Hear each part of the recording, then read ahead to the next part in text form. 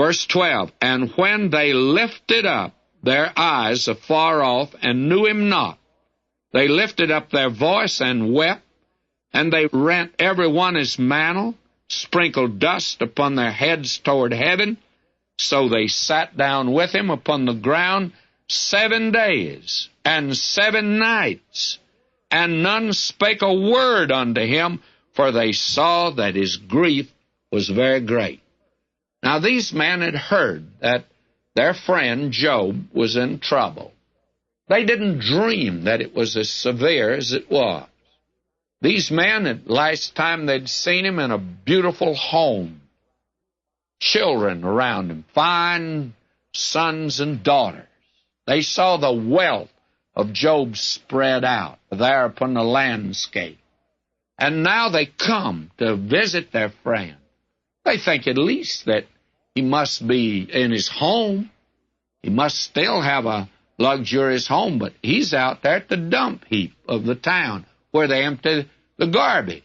And he's scraping himself with an old broken piece of pottery. And he doesn't have anything. It's all gone. Poor Job. And these friends, they were friends. They mourned. They wept. They howled. And for 7 days, they sat down there and didn't say a word. They just sat with Job 7 days and 7 nights. I would say they're friends. That is, as far as they knew. They tried to be friendly to him, and they sat down with him 7 days. Now, they mourned with him during this full week, but they were in no position to comfort Job. To begin with, they do not understand God. Second, they do not understand Job. And third, they do not understand themselves. You know, they merely just shake their heads in a knowing manner during the 7 days of mourning. There they sit. They shake their heads. They're mourning for 7 days. But that shaking their head, may I say to you, that wasn't very good. And what we have here is this. Job comes in under, finally, their critical eye. These men, they're brilliant men. They're philosophers, all of them.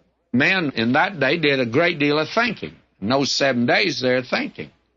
And they all come to one conclusion. They come to it from a different direction, that Job must be an awful sinner for these things to happen to him, and that God's punishing him, and he just better get his life straightened out. Now, that's the way that they come. Now, what we have here, finally, Job can't stand it any longer. They're beginning to shake their head in a knowing way, and that smirk on their face. It finally comes out, Brother Job. You've been living in sin, and you gave the impression that you were such a pious individual. And now we know that this has come to you because your sin is out at last. Well, Job can't take that. He could take everything else that happened to him, but he can't take